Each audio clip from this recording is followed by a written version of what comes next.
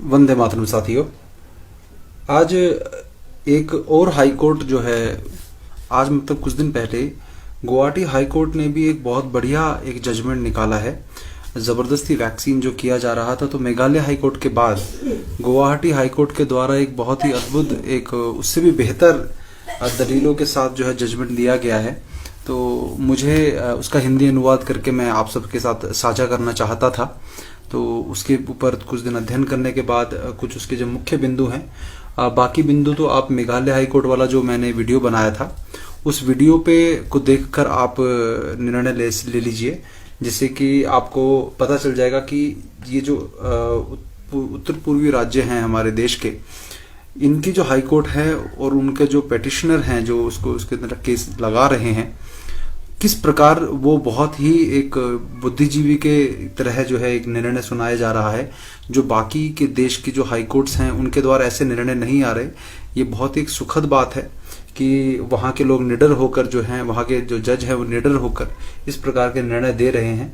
तो वो हमें जरूर पढ़ना चाहिए। तो मैं आप सबसे निवेदन करूंगा कि आप सभी जो हैं उसको जरूर पढ़िए। मेघालय वाला जो मैंने जो ट्रांसलेशन किया था हिंदी में, उसे सुनने के बाद तो मुख्य रूप से वो सारी बातें भी इस जजमेंट में हैं, लेकिन कुछ नई बातें बड़ी अच्छी निकल के आई हैं जिसको मैं आपके साथ साझा करना चाहता था।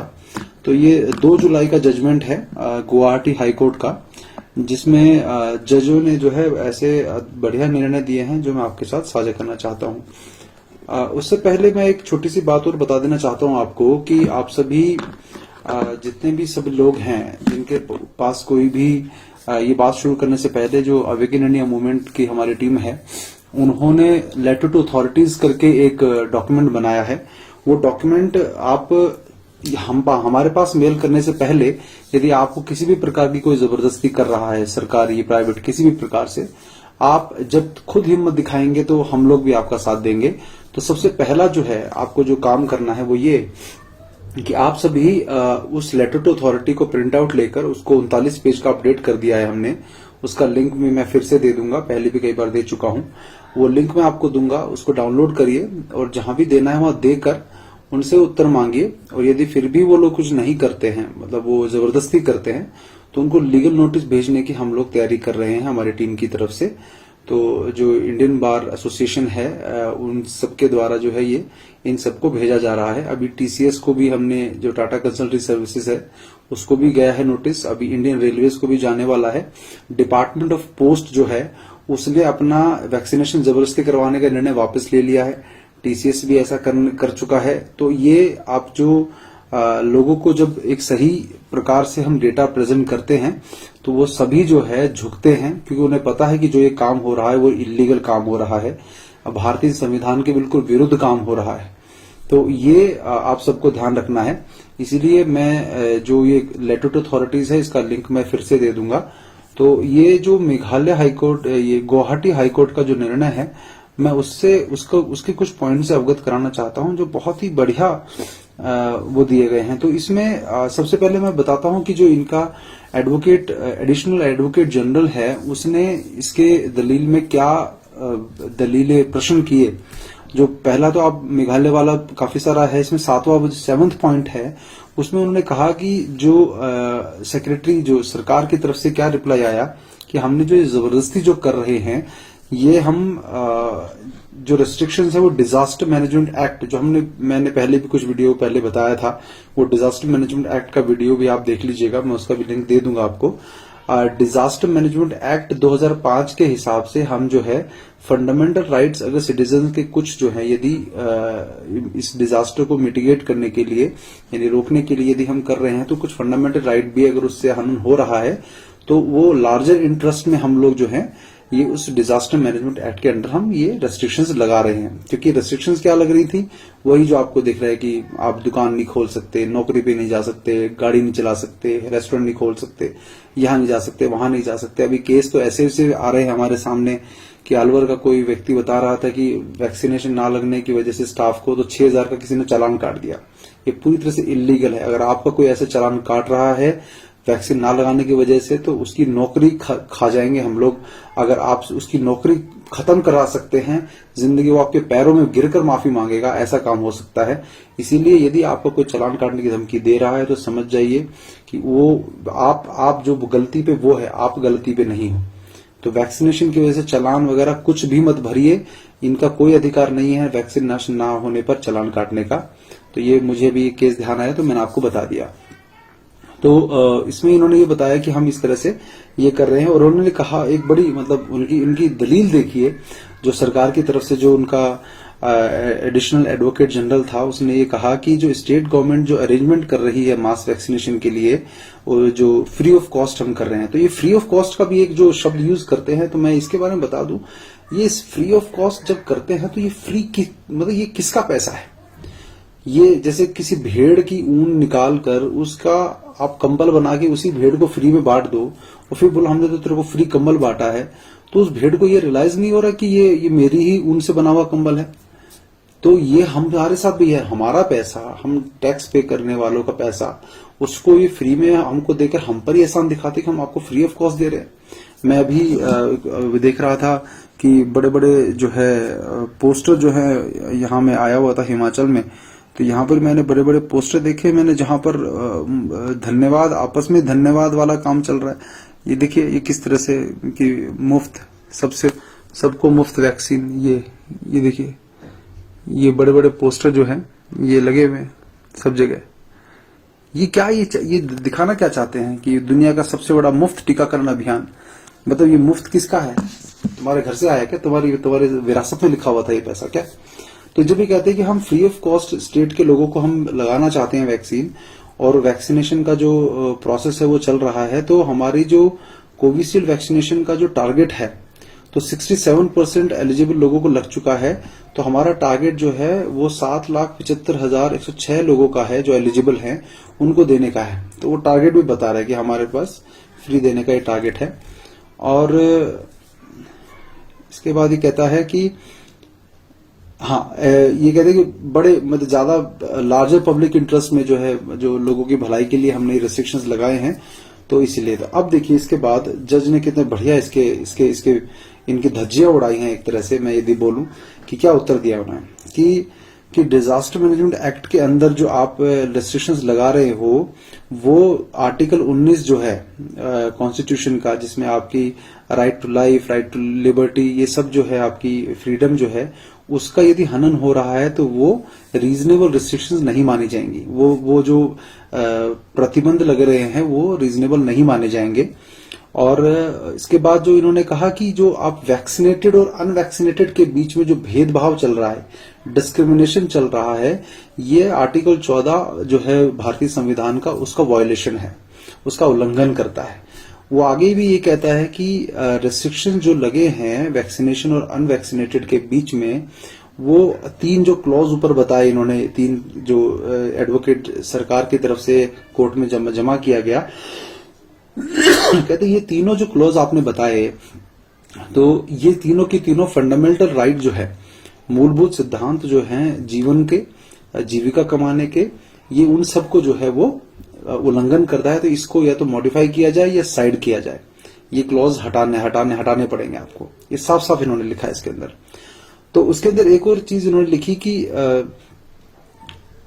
ये आपको हटाना पड़ेगा क्योंकि वैक्सीनेटेड और अनवैक्सीनेटेड के बीच में जो भेद आप कर रहे हो, ये बड़ा अच्छा इन्होंने, एक मिनट होल्ड करिएगा। हाँ, इन्होंने लिखा कि आपके क्लॉज 5 के अनुसार एसओपी जो 29 जून 2021 को आपने की, उसमें एक क्लॉज डाला है आपने कि बिना वैक्सीन लिया हुआ व्यक्ति, अनवैक्सीनेटेड जो पर्सन है, वो अपने घर से नहीं निकल सकता। वहीं वैक्सीनेटेड जो है व्यक्ति है, जिसको पहली डोज लग चुकी है, वो निकल सकता है। तो ये सबमिशन जो आपने दिया है, इसका मतलब ये क्लियरली शो कर रहा है कि 33% जो है टारगेट अभी भी अचीव करना बाकी है। अब ये देखिए उन्हीं की बातों को कैसे जबरदस्त तरीके से इन्होंने जो है उसको धज्जे उड़ाते हुए यूज किया कि जब आप कह रहे हो कि 33% और जो टारगेट है अभी बचा है आपका, तो क्या 33% जो टारगेट आप पूरा नहीं कर पा रहे हो आपके अनुसार, तो वो बेचारे 33% जब तक आप टारगेट नहीं पूरा कर पा रहे, यदि आप ढीले चल रहे हो, धीमे चल रहे हो, तो तब तक वो अपनी जीविका ना कमाए। ये कितना बढ़िया, मतलब वो ये कह नहीं रहे कि ये आपको करना है, लेकिन अगर आप टारगेट पूरा करने की बात कर रहे हो, तो जब तक आपका टारगेट 100% नहीं पूरा हो जाता है, तब तक वो बेचारे क्या करेंगे। यदि आपके पास वैक्सीनेशन की कमी है, किसी भी चीज की कमी है, तो उन बेचारों का क्या दोष है इसमें। तो ये बहुत अच्छी तरह से इनकी जो है बाह मरोड़ी कोर्ट ने। तो फॉर एग्जाम्पल जैसे कि कहते हैं वो कुछ सामान खरीदने जाएगा, कोई फूड स्टफ लेने जाएगा, मेडिसिन लेने जाएगा, किसी बीमार के देखभाल के लिए, अपने रिश्तेदार या मित्र के देखभाल के लिए जाएगा, तो उसमें क्या किया जाएगा कि ये क्लोज उनको एक तरह से हाउस अरेस्ट के अंदर रखता है। एक तरह से ये एक तरह से हाउस अरेस्ट हो गया, जो आर्टिकल 21 का उल्लंघन है भारतीय संविधान के। तो ये बड़ी अच्छी उन्होंने बात लिखी कि ये जो आर्टिकल, ये जो हाउस अरेस्ट का जो अधिकार है, ये आपको किसने दे दिया। एक तरह से अनकहा हाउस अरेस्ट है ये। तो ये इन्होंने साफ साफ इसमें बताया कि तो ये जो डिस्क्रिमिनेशन आप कर रहे हो, ये भेदभाव जो आप कर रहे हो, ये एक तरह से मनमाना है, ये कोई कानून नहीं है।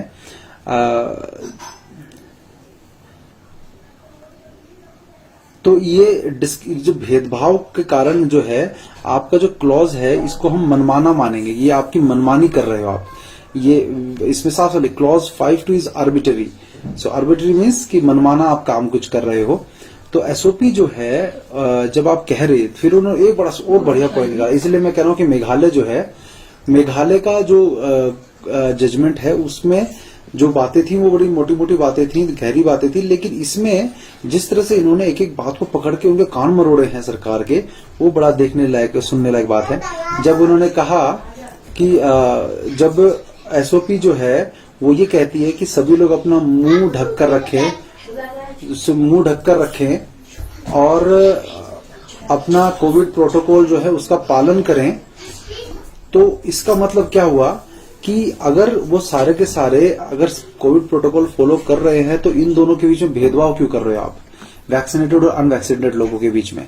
तो ये जो कोविड, जब आप कह रहे हो कि कोविड प्रोटोकॉल से सुरक्षा हो जाती है कोरोना से, तो वैक्सीनेटेड और अनवैक्सीनेटेड के बीच में फर्क क्या करने की जरूरत है फिर। तो ये भी देखिए कितनी मतलब डीप, आप सोच के देखिए ना कि यदि मैं मास्क पहन रहा हूं, यदि मैं सोशल डिस्टेंसिंग का पालन कर रहा हूं, तो और अगर आप कहते हो कि ये वायरस को रोकने में इफेक्टिव है, वायरस इससे रुक जाता है, तो इसका मतलब ये हुआ कि मैं मास्क लगाकर और सोशल डिस्टेंसिंग का पालन करके कोरोना से बच सकता हूं। तो यदि मैं बच सकता हूं, तो फिर मेरे वैक्सीन लगने और ना लगने से क्यों फर्क पड़ना चाहिए। ये कितना बढ़िया इन्होंने इसको पॉइंट को निकाला है। तो ये इन्होंने पॉइंट निकाल के लाया, और ये आप लोगों के लिए भी इसमें बहुत कुछ सोचने के लिए पॉइंट निकल के आएंगे। इसके बाद उन्होंने कहा कि आपका जो क्लोज 6 और 6 का क्लोज 6 का फर्स्ट पार्ट और 5th पार्ट जो है, उसमें वो जो भेदभाव है वो एक तरह से जो वैक्सीनेटेड और अनवैक्सीनेटेड को जीविका कमाने के अधिकार से रोकता है। ये अपने आप में जो है बहुत ही गलत एक आप उदाहरण प्रस्तुत कर रहे हो कि there is nothing to show that vaccinated person can not be infected with the corona virus. खैर अभी तक ऐसा कोई सबूत नहीं मिला है जिसमें ये कहते हैं कि वैक्सीनेटेड जो व्यक्ति है वो कोरोना वायरस से इन्फेक्ट नहीं हो सकता, और that they can not B spreaders. और ये भी कहा कि वो कोरोना वायरस नहीं फैला सकते, ये भी देखने के लिए कोई प्रमाण अभी तक नहीं मिला है। There is nothing to show. So इसका मतलब ये हुआ कि यदि वैक्सीनेटेड लग भी गया है, वैक्सीनेशन लग चुका है किसी व्यक्ति को, तो ना तो उसको ये गारंटी मिल रही है कि वो कोरोना से बच जाएगा, ना ये गारंटी दी जा रही है कि वो कोरोना नहीं फैलाएगा। तो इसका मतलब क्या हुआ कि अगर वैक्सीनेटेड व्यक्ति और बिना वैक्सीन लगा हुआ व्यक्ति अगर अपना फेस मास्क से कवर कर रहे हैं और कोविड बिहेवियर प्रोटोकॉल्स का फॉलो कर रहा है जो स्टेट ने लागू किए हैं, तो डिस्क्रिमिनेशन का कोई, भेदभाव का कोई कारण होना ही नहीं चाहिए, भेदभाव का कोई आधार होना ही नहीं चाहिए। तो भेदभाव का कोई आधार नहीं है, तो फिर आप जब है कोविड प्रोटोकॉल फॉलो करके फिर इन सबको आपको ये दुकान खोलने के लिए बिल्कुल भी आपको रिस्ट्रिक्शंस नहीं लगनी चाहिए। अभी एक इसमें पिछला था कि इवन स्टेट से एग्जिट करने के लिए भी परमिट की जरूरत, स्टेट एग्जिट परमिट के लिए भी इन्होंने डाल दिया है, तो वो भी मना कर दिया इन्होंने कि ये नहीं चलेगा, ये गलत है बिल्कुल। अब इसके बाद इन्होंने एक और पॉइंट इसमें डाला है कि it has been brought to our notice that even persons who have been vaccinated can still be affected. अब ये बहुत जबरदस्त एक पॉइंट है, ध्यान से सुनिएगा आप सभी, कि it has been brought to our notice that even persons who have been vaccinated can be infected with COVID virus. ये हमें नोटिस में लाया गया है कि जो लोगों को वैक्सीन लग चुका है वो कोरोना वायरस से इन्फेक्ट हो सकते हैं, जिसका मतलब ये है कि वैक्सीनेटेड व्यक्ति जो कोरोना पॉजिटिव है, दैट वैक्सीनेटेड व्यक्ति जो कोरोना पॉजिटिव है can also spread the virus to others. कि अगर वैक्सीनेटेड हो गया है और कोरोना पॉजिटिव आ गया है तो वो भी दूसरों को वायरस फैला सकता है। So it is not the case of state respondents that the vaccinated persons can not be infected with Covid virus. तो ये इन्होंने कहा है कि जो वैक्सीनेटेड व्यक्ति जो है वो स्प्रेड भी नहीं करेगा और कोरोना वायरस होगा भी नहीं, इसकी कोई गारंटी नहीं है। Thus, even a vaccinated infected COVID person can be a super spreader. ये भी हमने बहुत पहले बात बोल दी थी कि सुपर स्प्रेडर्स वाली बात की, जो वैक्सीन लग चुके हैं। तो thus even a vaccinated infected COVID person कि वैक्सीन लग चुका है और इन्फेक्टेड भी हो गया है वो कोरोना से, वो भी सुपर स्प्रेडर बन सकता है। सो इफ, ध्यान से सुनिएगा, if vaccinated and unvaccinated person can be infected by the Covid virus. कहते हैं अगर वैक्सीन लगा हुआ व्यक्ति और बिना वैक्सीन लगा हुआ व्यक्ति, ये दोनों यदि कोरोना से इन्फेक्ट हो सकते हैं और दोनों यदि फैला सकते हैं, तो जो रेस्ट्रिक्शन जो केवल बिना वैक्सीन लगे हुए लोगों पे लगी है, वो एक तरह से उनकी जीविका ना कमाने देना, उनको घरों से ना निकलने देना, उनको जरूरी सामान ना लेने देने का, ये पूरा के पूरे तरह से अनजस्टिफाइड है। इसको आप जस्टिफाई नहीं कर सकते, ये अकारण है, ग्रॉसली अनरीजनेबल है और मनमाना है ये पूरा का पूरा। तो आप समझे इस बात को, जो कहने का ये क्या कह रहे, यदि वैक्सीनेटेड व्यक्ति और अनवैक्सीनेटेड व्यक्ति ये दोनों के दोनों इन्फेक्ट हो सकते हैं और फैला सकते हैं, तो फिर दोनों के बीच में डिफरेंस करने की क्या जरूरत है? फिर तो वो व्यक्ति और उस व्यक्ति के अंदर वैक्सीनेटेड अनवैक्सीनेटेड पर कोई फर्क नहीं होना चाहिए। तो आप समझिए कितना बढ़िया इन्होंने पॉइंट निकाला है कि ये भेदभाव जो है नहीं होना चाहिए। ठीक है बेटा, थोड़ी देर चुप रहो।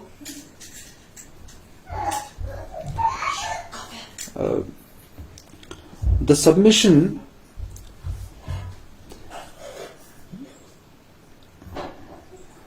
सो ये इन्होंने मुख्य रूप से ये आ गया कि जस्टिफिकेशन इनका ये हो गया है। इन्होंने ये भी कहा है कि अगर तुम्हारा टारगेट पॉपुलेशन को वैक्सीन करने का अचीवमेंट करने का काफी महीने लगने वाले हैं, सो इन दैट केस जो अनवैक्सीनेटेड लोग हैं वो अपने जीविका, अपने घर से बाहर निकलने का राइट, फ्रीडम का राइट, जो आर्टिकल 21 ऑफ कॉन्स्टिट्यूशन है, संविधान का 21 जो अनुच्छेद है, उसके अनुसार जो है उनके वो सारे राइट्स को जो है वो उल्लंघन करता है। तो वो आपकी गलती के कारण यदि आप टाइम पे पूरा नहीं कर पा रहे हो तो वो उनकी गलती नहीं है। और इसमें ये भी है कि आप ये कह रहे हो कि अबव मेंशन्ड क्लॉज ये कह रहा है कि all individuals should be vaccinated, मतलब जितने भी एलिजिबल लोग हैं उनको वैक्सीन करने का आपने टारगेट बनाया हुआ है। तो एक तरह से ये इस तरह का एक निर्णय आप दे रहे हो, एक तरह से इस तरह का भ्रम पैदा कर रहा है कि इंडिविजुअल जो है वैक्सीन से ऑप्ट आउट करने का, मतलब उसको वैक्सीन ना लगवाने का जो है निर्णय जो है उसके पास अधिकार है ही नहीं। अगर आपने डिसाइड कर लिया है कि जो एलिजिबल लोग हैं उनको वैक्सीन लगवाना ही है, तो मतलब उसको वो वैक्सीन वॉलंटरी नहीं है, आपने उसे कंपलसरी कर दिया है एक तरह से। तो ये भी जो है स्वीकार नहीं किया जाएगा, ये भी इसमें साफ साफ लिखा हुआ है। फिर इसमें मेघालय हाई कोर्ट का जो है वो जो डिसीजन था उसको भी इसका रेफरेंस इसमें दिया गया है। इसमें एक चीज और है कि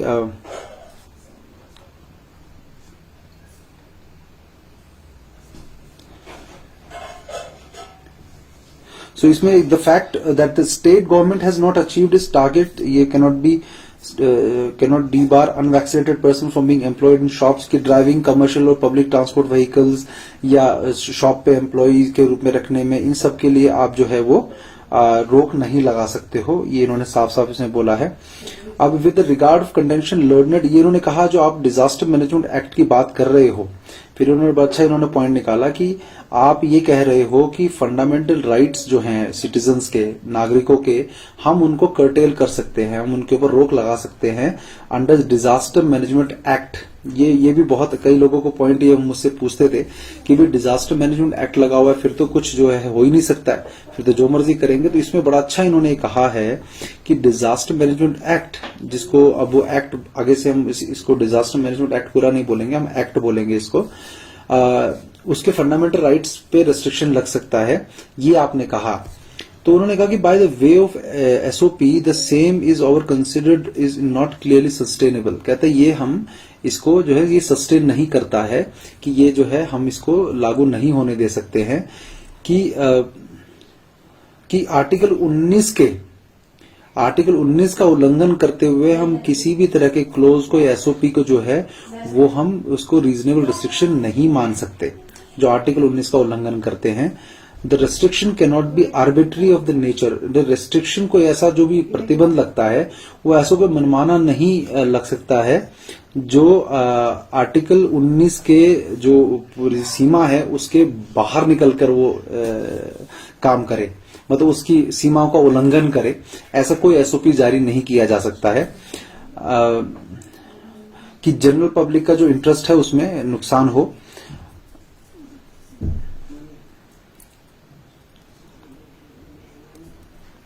तो और उन्होंने एक बहुत बढ़िया एक स्ट्रॉन्ग एक सेंटेंस इसमें लिखा है, जिसमें लिखा है कि the requirement of article 19 of the constitution is that the restriction की 19 जो अनुच्छेद 19 है हमारा, आर्टिकल 19 है उसके जो संविधान का, उसके अनुसार रेस्ट्रिक्शन एक लॉ की फॉर्म में, लॉ के रूप में लगाने का अधिकार है आपको, not by the way of an executive instruction. मतलब आप जो ये आदेश, एसओपी, सर्कुलर, इंस्ट्रक्शन जारी कर रहे हो डीएम के द्वारा, किसी और के द्वारा, कोई सरकारी अधिकारी के द्वारा या किसी के भी द्वारा, जिस तरह के आप डिसीजंस, इंस्ट्रक्शन जारी कर रहे हो, ये इस तरह से नहीं कर सकते आप। यदि कोई आर्टिकल 19 के अनुसार की सीमाओं को उल्लंघन करता हुआ कोई अगर बनाना भी चाहते हो तो उसका लॉ बना के कर सकते हो आप। तो लॉ अभी तक नहीं बना है इसका, तो ये लॉ नहीं है, इसीलिए आप लोग इस तरह के इंस्ट्रक्शंस जारी नहीं कर सकते हो। तो ये बहुत अच्छा इन्होंने पॉइंट दिया है। तो आपके लिए किसी पढ़े लिखों से भिड़ने के लिए बहुत अच्छे अच्छे पॉइंट्स इसमें आए हैं, जिनको मैं आपका हिंदी अनुवाद करके मैं बताने का प्रयास कर रहा हूं। कोई छोटा मोटा अगर गलती हो जाए तो क्षमा करिएगा, लेकिन मैं उसका जो भाव है, मूल वो कहना क्या चाहते हैं, मैं उन बातों का एक ट्रांसलेशन करना चाहता हूं। क्योंकि लीगल भाषा का ट्रांसलेशन शब्दशः अक्षरशः बिल्कुल 100% परफेक्ट मैं भी नहीं कर सकता, लेकिन मेरा प्रयास मैं करने का प्रयास कर रहा हूं, जिससे आप सभी तक वो बात पहुंच जाए। क्योंकि ज्यादातर अंग्रेजी में होता है, ये दुर्भाग्य हमारा कि हमारे देश के ज्यादातर निर्णय अंग्रेजी में आ रहे हैं, लेकिन अंग्रेजी भाषा के तौर पे जो है यदि हम उसको समझ पाएं, और जिन लोगों को नहीं समझ पा रहे हैं मैं उनके लिए ये करने की प्रयास कर रहा हूं। There is nothing discernible to show that the act has been made imposing in it. तो इन्होंने कहा है कि ये जो एसओपी सारी हैं ये एक तरह से एग्जीक्यूटिव इंस्ट्रक्शंस हैं, जिनको सेक्शन 22 और सेक्शन 24 जो है, जो एक्ट का मतलब डिजास्टर मैनेजमेंट एक्ट का जो सेक्शन है उसके अनुसार इंस्ट्रक्शंस दिए गए हैं। It is not a law, ठीक है ना, ये कानून नहीं है। तो ये दोबारा से इस बात को साफ और स्पष्ट तरीके से बता रहे हैं कि जो एक्ट है उसके अंदर जो सेक्शन 22 और 24 है वो only provides for the functions and powers of state executive committee in the event of threatening disaster situation. तो ये कोई थ्रेटनिंग डिजास्टर की सिचुएशन और उसके तहत ही वो स्टेट एग्जीक्यूटिव कमिटी को ये पावर्स जो है वो देता है। It does not give any power to the state executive committee to issue instructions discriminating people with regard to the right to liberty. वो कहते हैं कि आपको किसी डिजास्टर के कारण जो है, किसी इवेंट ऐसा है, कोई डिजास्टर है या कोई सिचुएशन है, उसके लिए ऑर्डर को जारी करने की रेस्ट्रिक्शन थोड़ी बहुत लगाने की पावर देता है, लेकिन ये आपको ऐसी पावर बिल्कुल नहीं देता जिसके अंदर आप किसी व्यक्ति के लिबर्टी जो है, स्वतंत्रता को, जीविका को और जीवन को जो है वो आप प्रभावित करो या उसके भेदभाव उसमें करवाने दो, और जिससे कि उनके मूलभूत सिद्धांतों का हनन हो जो संविधान के द्वारा जिनकी प्रोटेक्शन की जाती है। तो ये इसमें साफ साफ बात बोली गई है। तो ये एसओपी जो इन्होंने कहा कि आपने डाली है जिसमें ये कहा है कि शॉप्स और स्टोर नहीं खुलेंगे, ये खुलेंगे। इसमें और एक बड़ा अच्छा पॉइंट उन्होंने लिखा है। तो देखिए एक ही छोटी सी बात को कितने बढ़िया तरीके से प्रेजेंट कर देते हैं लीगल लैंग्वेज में। तो जब अच्छे लोग आ जाते हैं अच्छे काम में, लीगल में अगर फंसाना चाहें तो ये बुरी तरह फंसा सकते हैं, लेकिन जब उसमें से लूप होल निकल के आते हैं तो बहुत अच्छे अच्छे निकल के आते हैं। उन्होंने कहा कि शॉप खोलना, ट्रांसपोर्ट केमिकल, कमर्शियल व्हीकल वगैरह सब चलाने के लिए वो सब मास्क लगाएंगे, सारे कोविड प्रॉपर जो प्रोटोकॉल है वो फॉलो करेंगे। सो अगर एक बिना वैक्सीन लगा हुआ व्यक्ति यदि सेम नियमों को पालन करता है तो कोई डिफरेंस नहीं लगेगा।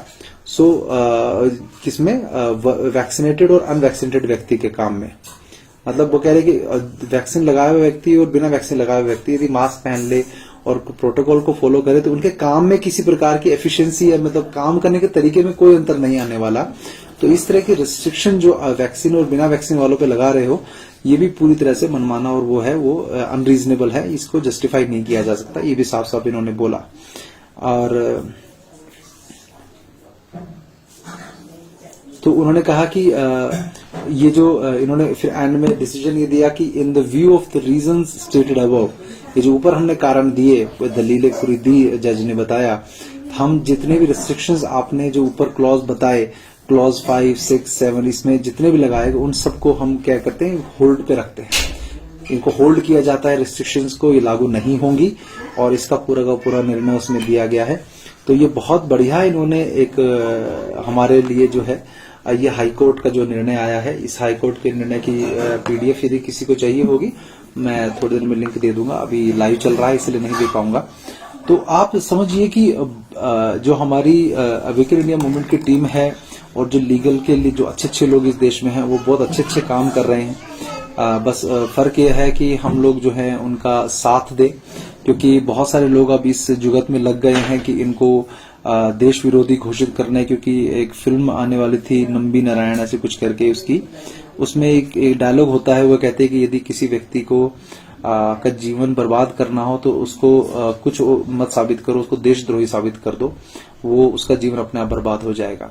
तो मैं साथियों आप सब से ये कहूंगा कि अवेकन इंडिया मूवमेंट हो या कोई और हो, ऐसे बहुत सारे लोग हैं जो इस समय आपसी मतलब इंटरनली मतलब हमारे जो राष्ट्र को समर्पित लोग हैं वही आपस में टांग खिंचाई उन्होंने शुरू कर दी है। तो ये जो लड़ाई हम लड़ रहे हैं, ये मैं आपको बताता हूं कि इसमें हर कोई परफेक्ट नहीं होता, कुछ गलतियां पहले किसी से हुई होंगी, नहीं हुई होंगी, लेकिन यदि कोई व्यक्ति राष्ट्र के लिए इस समय समर्पित होकर कार्य कर रहा है तो मैं आप सभी से निवेदन करता हूं कि कम से कम आप उसका समर्थन ना करें तो विरोध भी ना करें बिना सोचे समझे। केवल यूट्यूब से किसी ने कुछ आरोप लगा दिया, क्योंकि बहुत सारे ऐसे लोग हैं जिनका हमारा मन करता है कि हम उनको मुंह तोड़ जवाब दें, जो हमारे ऊपर आरोप लगाते हैं। कोई हमें किसी दूसरे देश का एजेंट बताता है, कोई हमें चीनी एजेंट बता रहा है, कोई कहता है कि आप यहाँ से फंडिंग ले रहे हो, कोई वहां से फंडिंग ले रहे हो। मुझे तो समझ में नहीं आता है कि ये लोग जो आरोप लगाते हैं इनका उत्तर दें। तो ये इनका खुद का प्रचार इनको यदि करना है तो हमारे पर कीचड़ उछाल कर ये सोचते हैं कि हम इनको किसी वीडियो में नाम ले लें कि इनका भी कुछ नाम हो जाए कि ये कौन व्यक्ति है जिसका नाम वीरेंद्र भाई ने लिया या अवेकन इंडिया मूवमेंट की टीम ने ले लिया। तो यदि ये लोग चाहते हैं कि हम पर कीचड़ उछाल कर अपना नाम चमकाना चाहते हैं तो भाई मैं आपको मतलब आपके ऊपर दया दृष्टि ही ईश्वर करे, ऐसा मैं करता हूं, क्योंकि अभी हमारे पास बिल्कुल समय नहीं है। दिन रात जो है पीआईएल फाइल करने का हमारी टीम लगी रहती है। हम लोग अध्ययन करके ये हिंदी अनुवाद करना, एग्रीमेंट्स पढ़ना, ये जजमेंट्स पढ़ना और ना जाने क्या क्या जो है हम अध्ययन करते रहते हैं। तो आप सबसे निवेदन करते हैं कि इसमें कम से कम यदि समर्थन जो हम कहते हैं कि भाई कुछ कंट्रीब्यूशन आप दीजिए मासिक वगैरह, वो सब ये नहीं दे सकते मत दो, हमें नहीं चाहिए, कोई बात नहीं, काम फिर भी चल जाएगा हमारा, लेकिन कम से कम ये टांग खिंचाई मत करो। क्योंकि ये दुख देती है कि अभी जिन लोगों से हमारी एक तरह से ये चल रहा है लड़ाई एक तरह से षड्यंत्र के खिलाफ, वो लोग तो अभी हमारे पे कोई एक्शन नहीं ले रहे, लेकिन अपने लोग जो हैं जब खींचातानी करते हैं तो आप मुझे समझ में नहीं आता कि उसके साथ अभी कैसे डील किया जाए। क्योंकि मेरी व्यक्तिगत नेचर ऐसी है कि मैं धज्जियां उड़ा देता हूं। मैं अगर कोई गलत व्यक्ति होता है, प्रदीप दीक्षित को नहीं छोड़ा जब उसने गलत किया ट्रेडमार्क लेकर, जो गलत होगा उसके धज्जियां हम जरूर उड़ाएंगे। लेकिन हम कहते हैं कि हर चीज का समय होता है। इस समय हमारे लिए बहुत महत्वपूर्ण है कि इस षड्यंत्र से इस देश के लोगों को जागरूक करें। बचा पाएंगे नहीं बचा पाएंगे वो नहीं, बात अलग है, लेकिन हम चाहते हैं षड्यंत्र से किसी तरह से हम लोग कम से कम लोगों को जो है वो प्रभावित होने दें। क्योंकि अभी कुछ दिन पहले एक व्यक्ति से बात हो रही थी, वो बोलते कि आप लोग जो है ध्यान भटका रहे हो। उस व्यक्ति का नाम नहीं लेना चाहता मैं, बहुत ज्ञानी है व्यक्ति वो, और लेकिन उसका ज्ञान जो है उसी के विरुद्ध जा रहा है, नाम नहीं लूंगा मैं। वो व्यक्ति ये कहता है कि आप लोगों ने कुछ दिन जो है ये सारा ध्यान लॉकडाउन का विरोध होने पे होना चाहिए था, लेकिन आप लोग जो है कोरोना बीमारी ही नहीं है या नहीं, इस पे लोगों का ध्यान डाइवर्ट कर दिया। तो मैंने उसको बोला कि आप इसको षड्यंत्र समझते हो या नहीं समझते हो। तो उन्होंने कहा कि नहीं, मैं ये तो गोलमोल जवाब देने लगे। मैंने कहा आप कहते लोग तो मरे हैं ना इतने। मैं कहा देखो बात सुनो, मीडिया के द्वारा जो पूरा का पूरा भ्रम जाल फैलाया गया पूरा का पूरा, उस मीडिया के डर के कारण बहुत सारे लोग जो है वो हॉस्पिटल की तरफ भागे, अपने बच्चों को इन्फेक्ट ना होने दे कि थोड़ा बुखार होते ही उनको लगा कि हमें ये प्रॉब्लम हो गई है, हॉस्पिटल की तरफ भागे। तो हॉस्पिटल की तरफ भगाने के लिए प्रेरित कर दिया मीडिया की सहायता से सरकार ने।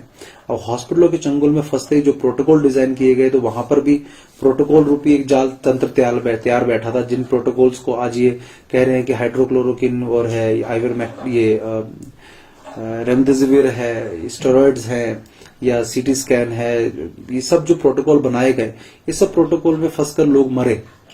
तो ये जो कई प्रकार के कई लेवल कई लेयर्स के जो षड्यंत्र रखे गए कि यहां से घर से निकल के अगर हॉस्पिटल चले गए तो वहां पर वो तैयार बैठे थे आपके जान लेने के लिए। तो ये जो पूरा षड्यंत्र चला, इसमें कहीं ना कहीं तो कुछ न कुछ तो गड़बड़ भयंकर हुई है। और ये जब अभी WHO की जो हेड है भारत की, सौम्या स्वामीनाथन, अब इन सब लोगों के ऊपर जब केस अभी लीगल नोटिस जाने शुरू हुए हैं, इनको जब केस जो है मास मर्डर करने की वजह से, कि इन्होंने जो नीति निर्देश जारी किए, इन्होंने जो दिशा निर्देश जारी किए, उन दिशा निर्देशों की वजह से लोगों की जान गई।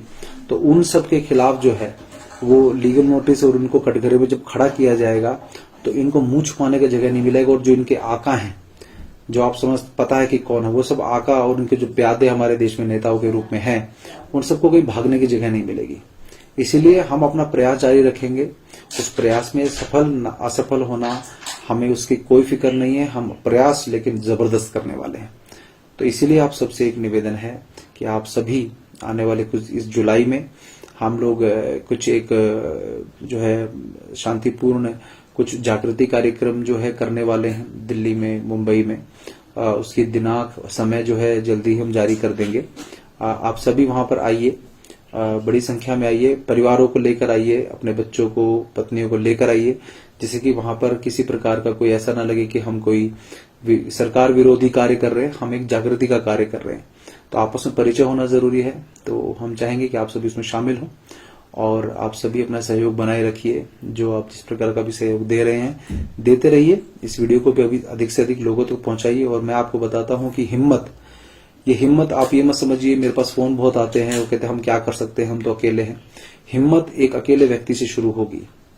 आप हिम्मत दिखाएंगे, जरूरी नहीं कि आपके पीछे कोई संस्था खड़ी हो या कोई ग्रुप खड़ा हो, कोई संगठन खड़ा हो, तभी आप हिम्मत दिखाएंगे। नहीं, हिम्मत अकेले व्यक्ति से शुरू होती है। हमने भी हिम्मत अकेले व्यक्ति के रूप में शुरू की। धीरे धीरे जब आपकी हिम्मत देखकर आपके साथ और हिम्मत वाले लोग जुड़ते हैं, आप में हिम्मत नहीं होगी तो हिम्मत वाले लोग नहीं जुड़ेंगे आपके साथ। तो अपनी हिम्मत दिखाइए। जो हमने हथियार आपको दिए हैं, जो लेटर टू अथॉरिटी दिए हैं, मेघालय हाईकोर्ट का डिसीजन है उसका हिंदी अनुवाद किया, अब गुवाहाटी हाईकोर्ट का अनुवाद हमने आपको करके दिया है। और भी किसी प्रकार का कोई सहयोग अभी हम लेटर टू अथॉरिटी हिंदी में अगर हो पाया जल्दी हम उसे करने का प्रयास करेंगे। आपकी भी नजर में कोई प्रोफेशनल ट्रांसलेटर हो तो हमें जरूर सूचित करिए, जिससे कि इस कार्य को जो है जल्दी किया जा सके। क्योंकि सेवा के रूप में करने वाले लोगों के द्वारा ये काम नहीं हो पा रहा है, थोड़ा सा उसमें धन लगेगा, ठीक है। तो धन के रूप में भी आप लोग सपोर्ट करेंगे तो अच्छा रहेगा। लेकिन कोई प्रोफेशनल ट्रांसलेटर अनुवाद करने वाला, हिंदी टू इंग्लिश या इंग्लिश टू हिंदी करने वाला हो तो हमें जरूर सूचित करिए, तो ये काम थोड़ा और जल्दी हो जाएगा। तो इसी के साथ इस जानकारी को आप सबने सुना और आप सब तक आगे तक पहुंचाइए। ये वीडियो जो है किसी प्रकार से यूट्यूब पे डलेगा या फेसबुक पे डलेगा, किसी प्रकार की कोई मोनेटाइजेशन पैसा कमाने का इससे हमने सब ऑफ कर दिया है। आप कहीं भी इसको अपलोड करिए, आप बिल्कुल फ्री हैं। हर जगह आप इसे भेज सकते हैं, अपने चैनल पे अपलोड कर सकते हैं, अपने फेसबुक पे अपलोड कर सकते हैं। किसी प्रकार का कोई कॉपीराइट, कोई रेस्ट्रिक्शन नहीं है। आप निसंकोच उसको करें। आप लेटर ऑफ अथॉरिटी जो हमने शुरू में बताया उसको भी पढ़िए आराम से, कोई दिक्कत हो तो हमें जरूर संपर्क करिए। वंदे मातरम, जय गौ माता।